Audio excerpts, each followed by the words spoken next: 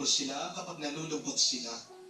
Ilayo mo sila Yun, sa good morning masama guys. at kapahamakan. Ito na naman po tayo. Magluluto na naman tayo ng isang ulam. Ayan. Mapahalagan nawa ng kanilang mga Siyempre, pamilya lagyan muna natin ang ang bawat mantika. sakripisyo nila sa ibang bansa upang huwag masayang ang kanilang pagpapagal. Kawan at pagkalooban mo ng biyaya ang lahat ng mga OFW. Dahil sa iyo lamang aasa at wala ng iba pa. Lahat ng ito ay aming sama-samang panalangin sa ngalan ni Jesus. Amen.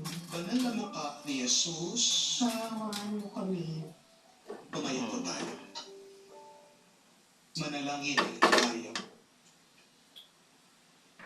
Ama namin mapagmahal, buhay na Siyempre, unahin natin kami ang ng sibuyas. aming ginihain at pinagsaluhan upang kami pinagbuklod sa pag-ibig mo kailanman ay magkaroon ng unang lagi naming may alay.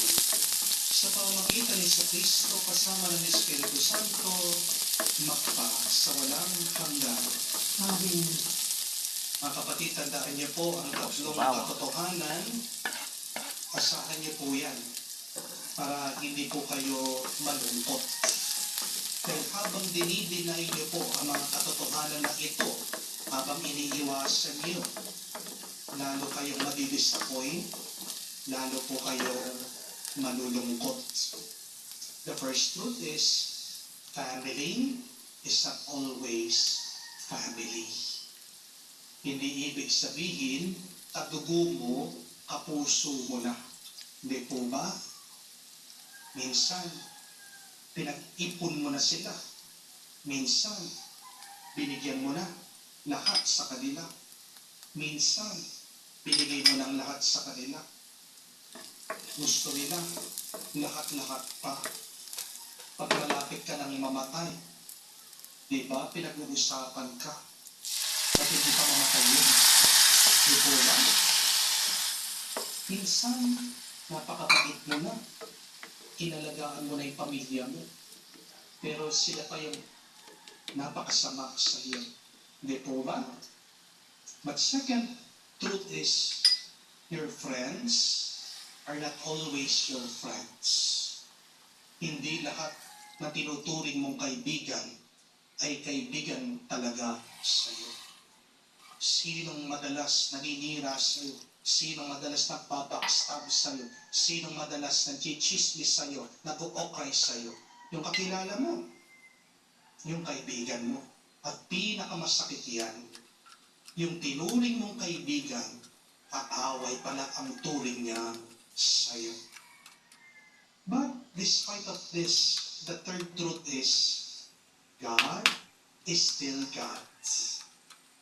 Kahit na tayo, matigas ang ulo natin, kahit na tayo, madalas tayo nagkakasala, hindi tayo iiwan ng Diyos. Mamahalin at mamahalin tayo ng Diyos. Kaya huwag mong gawing Diyos ang ibang tao. Mabibigo ka, malulungkot ka, madidepress ka. Isa lang ang Diyos. At hindi yan ang ibang tao, yan ang ating Panginoon. Yan ang ating Diyos Amang nasa langit. At umasa ka, kapag nag-aalay ka sa Kanya, gumagawa ka ng mabuti, hindi niya yan nakakalimutan.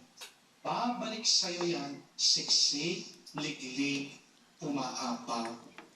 Sobra ng dami ng iyong pagtulong sa iyong pamilya, sa iyong mga kaibigan. Tumulong ka naman sa mga tumutulong sa Diyos. Tumulong ka naman sa mga naglilingkod sa Diyos. Kasi po, alam niyo isa pang katotohanan, hindi po lahat ng mga nagsaserve sa simbahan, sila po ay may magandang kalagayan. Hindi naman po lahat na naglilingkod sa parokya, magaan ang buhay nila. Karamihan po, yung mga nagsaserve sa simbahan, sa parokya, sila po yung mga pinakamaraming may problema. Hindi po ba? Tingnan niyo po yung mga kolektora.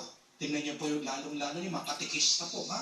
Yung mga katikista po dyan, hindi na po sinesweldohan ng parokya, pero out from their own pockets. Sila po, nagtuturo yung mga yan sa mga bata. Kaya ano po ang assignment ko sa inyo? Sana naman po, suportahan niyo yung mga lingkod ng simbahan, lalong-lalo na yung mga alam nyo naghihirap talaga sa buhay. Umpisa niyo po sa mga katekista niyo, pagtanong niyo.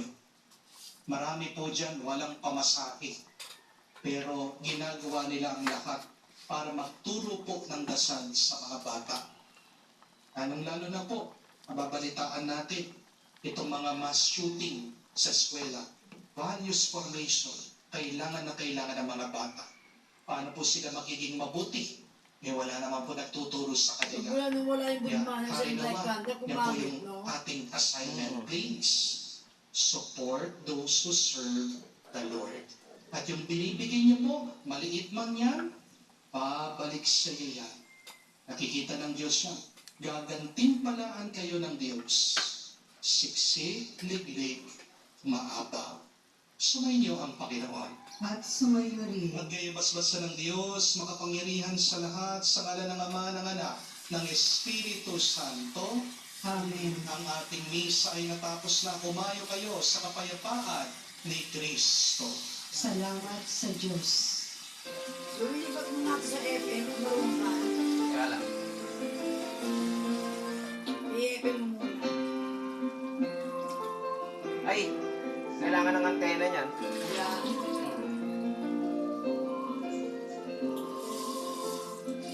Yung may wifi na ganyan. Hmm.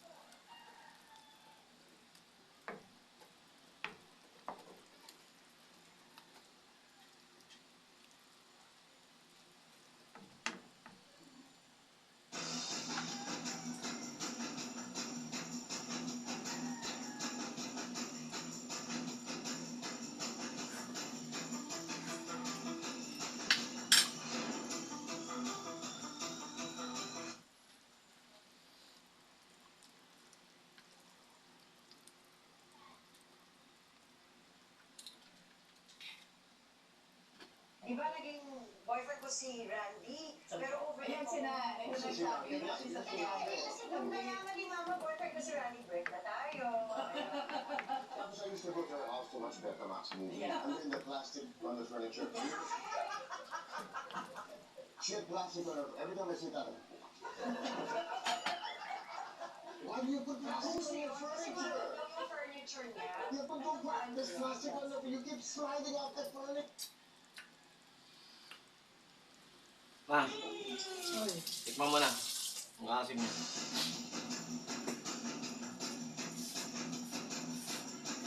Ano ang tama?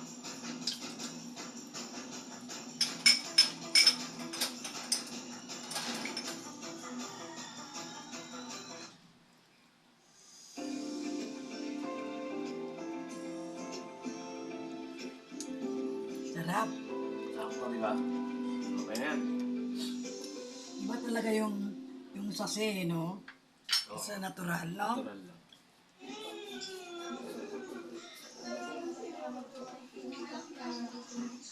Anong tawag sa luto na to? Sa Bisaya, tinuwa eh. Ewan ko kung nilaga o Ano? sinigang. Tinuwa? Tinuwa. Tinuwa? Oo. Yun guys, tinuwa pala daw yan. Ayun o. Siya po yung kaklase. Yan na po yun. Umiiyak-iyak siya noon o. Yung kaibigan niya no. Ayun o. Wow.